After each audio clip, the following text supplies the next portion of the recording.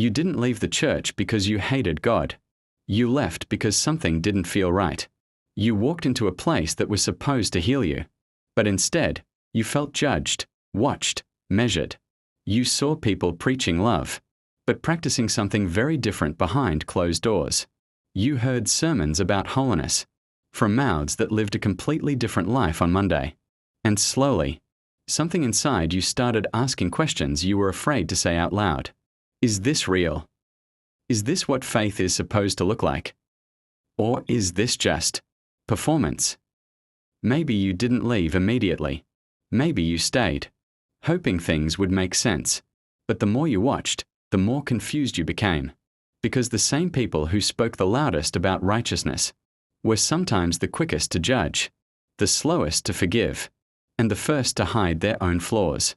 And without realizing it, you didn't just start doubting the church. You started struggling to understand God Himself. And here is the painful truth. Many people have not walked away from God. They have walked away from what misrepresented Him. And at the center of it all is something we don't like to talk about: hypocrisy and double standards. Let's not speak in general terms. Let's make this real. Because hypocrisy in the church is not always loud. Sometimes it is subtle. Sometimes it hides behind titles, smiles, and God bless you. It looks like this. A man stands on the pulpit and preaches holiness with confidence, but the life he lives in private tells a completely different story. A leader corrects others publicly, but cannot be corrected himself. A church member is treated harshly for a mistake, while another is protected for the same sin, simply because of status, money, or position. We preach forgiveness, but we keep records of who failed. We say, "Come as you are," but silently expect people to become perfect before they belong. And perhaps the most dangerous one, we learn how to look righteous without actually becoming righteous. So we master the language. We perfect the appearance. We know when to say Amen, when to lift our hands, when to sound spiritual. But inside, nothing is changing. And anyone who is sincere, anyone who is truly searching, can feel it. They may not have the words for it, but they can sense the inconsistency. Because deep down, every human being recognizes one thing: when what is said does not match what is lived. And that disconnect is what begins to break trust. Not immediately, not loudly, but slowly, quietly, and painfully, until one day, someone who came seeking truth walks away carrying disappointment instead. The danger of hypocrisy in the church is not just that it exists, it's what it destroys. Because hypocrisy doesn't just confuse people, it damages something far more delicate: trust. And once trust is broken in a place that claims to represent God, the damage goes deeper than disappointment. It becomes spiritual. Because now, the person who came searching begins to question everything. Not just the people, but the message. Not just the message, but even God Himself. And that is where the real danger begins.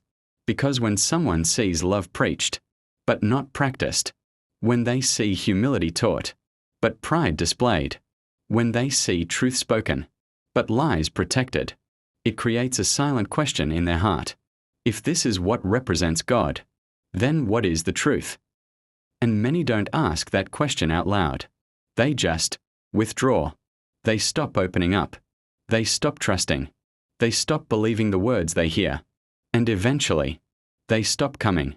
Not because they didn't need God, but because what they experienced made God feel distant, confusing, and even unreal.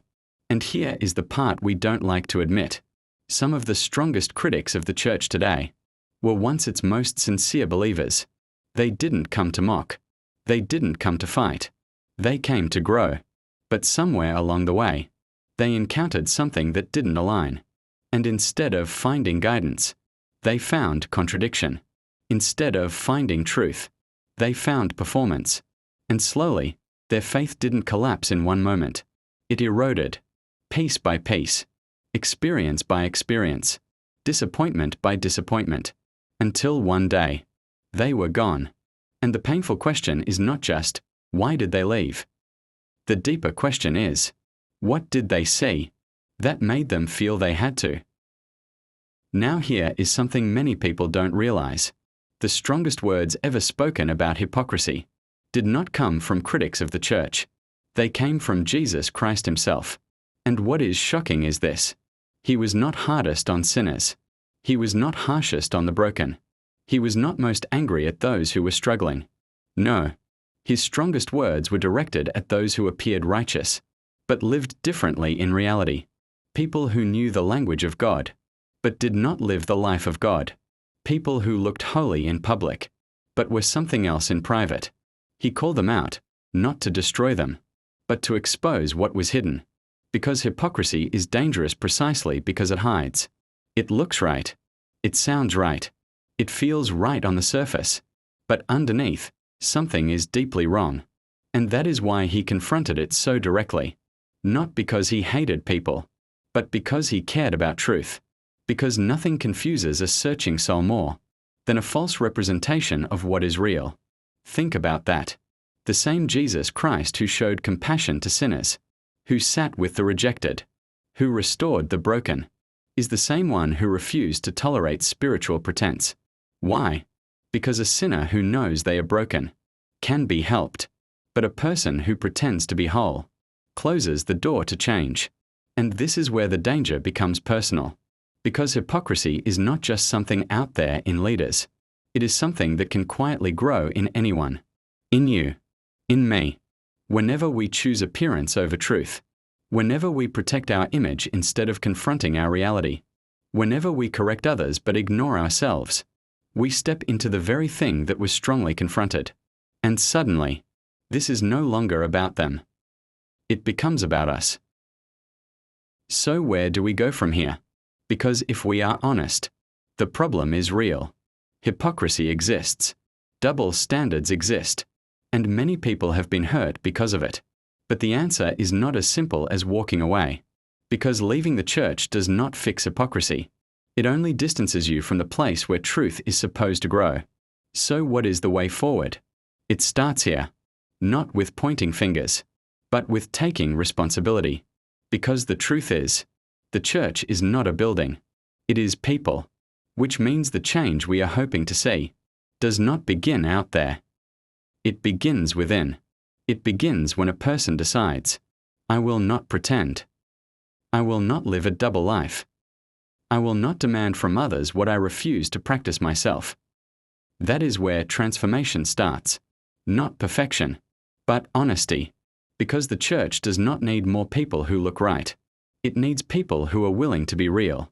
People who can admit, I am still growing. I am still struggling. I am not there yet. And yet, still committed to truth.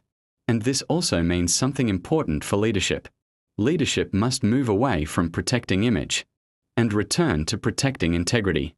Because the moment image becomes more important than truth, hypocrisy is no longer an accident.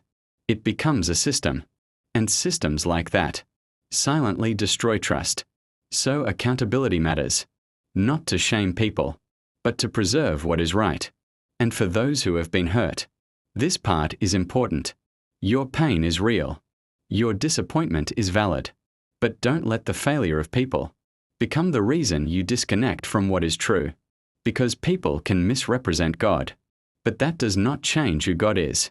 And maybe, just maybe, part of the solution you are looking for is not just in finding a better church, but in becoming a better example, living with integrity, walking in truth, choosing consistency, even when no one is watching. Because change does not happen when we all demand better. It happens when someone decides to be better. And that someone can be you. Maybe the reason so many people are leaving the church is not because the truth has lost its power, but because the truth is no longer being lived. Maybe the problem is not what is being preached, but what is being practiced. And maybe the real question is not, why are people walking away? But, what are they walking away from? Because when faith becomes performance, when righteousness becomes appearance, and when truth is replaced with image, people don't just lose trust in the church. They begin to struggle with everything the church claims to represent.